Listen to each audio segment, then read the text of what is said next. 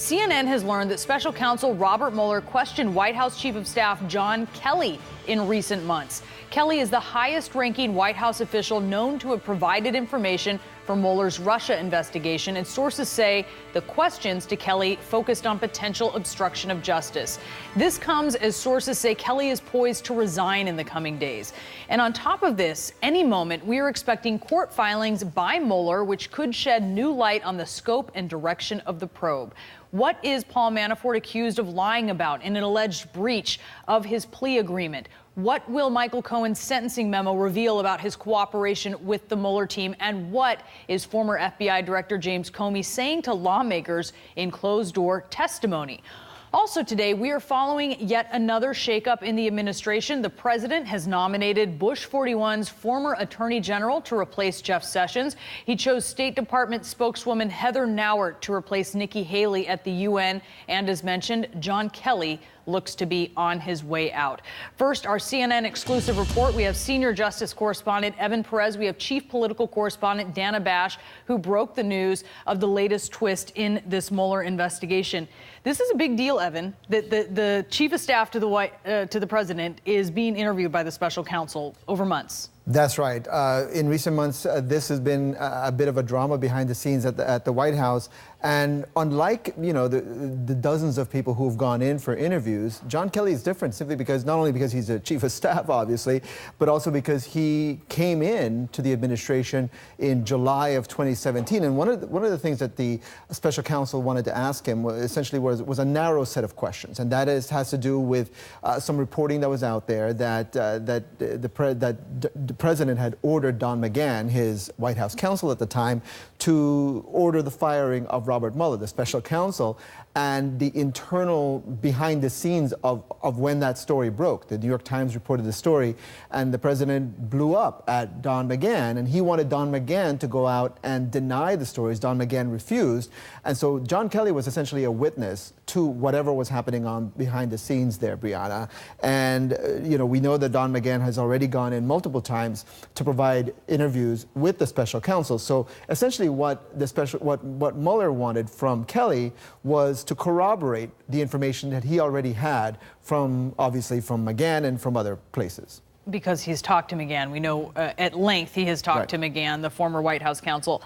The White House counsel's office initially fought the Mueller request here, Dana. Right. Well, what we were told is that when things changed, when Emmett Flood came in to the Trump legal team inside the White House, he was much more strict, shall we say, about who and who would not talk to the special counsel's team, particularly when it comes to current White House staffers. And what the Mueller team had to prove was that John Kelly would be the only person who could answer the questions that they had. And so under those auspices, those guidelines, those parameters, that is when Kelly was allowed to go and talk to the Mueller team. And who did they have to prove that to?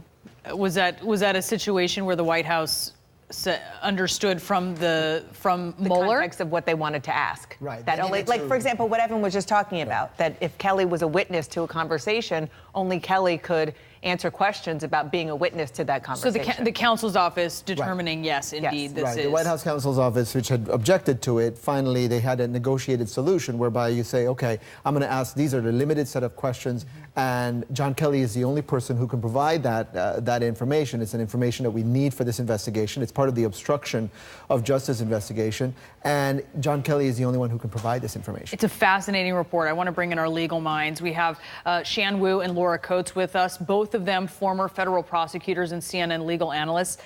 Laura, when you hear this reporting, what is your reaction, especially as we know that the narrow set of questions have to do with obstruction of justice? I mean, who has not spoken to Mueller's team? That's really a central Roger issue. Stone? Well, and why?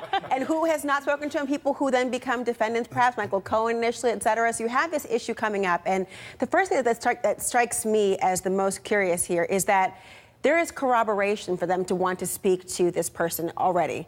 Nobody asks a question as a prosecutor. Mueller's team has proven time and again they actually have corroboration. They have either hard statements or documents in some form or fashion before they'll actually ask these questions. And so in many ways, they're lining up against what they already have and their more than 30-hour conversation with Don McGahn, unbeknownst to the president at the moment in time, to try to line up who's telling the truth and who can either say that it's happened or it did not happen. So I think once again, the president may be blindsided at the time that McGahn has spoken about this issue. Now, John Kelly has spoken about this issue, and it all leads to the president's firing of James Comey, the decisions about that. And it leads, of course, to Michael Flynn, who the president asked, can you see your way to letting this go? It's all very, very interesting at the timing of it, given that Michael Flynn this week has been so critical in the news. And we just want to be clear about this reporting. I find this so interesting about the view that it gives us, Shan, into what the special counsel is looking at. They were specifically curious about this narrow situation where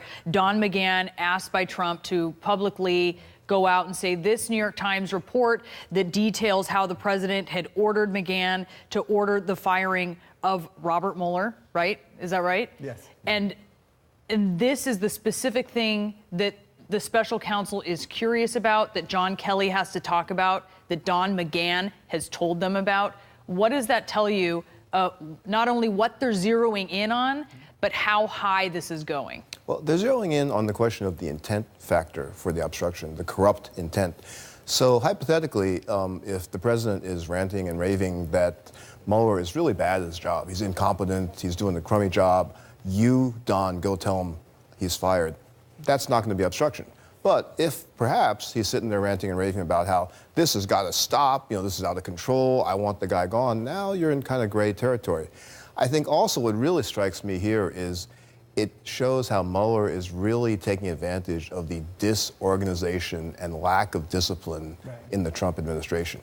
When Emmett Flood has to say, you got to show me that he's the only one that can tell you, honestly, all due respect to Emmett Flood, I don't think there's any clue as to who really was in the room, who is actually bearing these messages. And they're able to sort of separate these people and start to go after them because the White House has no discipline of message. Everyone's off saying their own thing, thinking their own thing. Evan, we have seen this repeatedly, by the way. I mean, you're pointing to exactly the problem, is that the president repeatedly has made people around him, people who work for him, witnesses in this investigation. This is something that usually what you do. The president has made them witnesses. Right, this because of the way, the lack of discipline in the way he approaches these things. I mean, this is not a thing that should have happened. If you wanted to have Don McGahn go out and deny a story, you do it just to Don McGahn if you want to protect yourself. The other thing I just want to point out, which may seem blatantly obvious, but important to say out loud, is that, what the White House responded to with the written answers from the president to Mueller was all about pre-inauguration, was during the campaign, was about collusion. John Kelly didn't come on the scene until July. He was president, well into the first year of his presidency, and so this is about obstruction. So it's another indicator, a red flashing light, that obstruction is a pretty important part of the investigation if you feel that you need to talk to the president's chief of staff. It's such great reporting. It so zeroes in on that arrow pointing towards obstruction.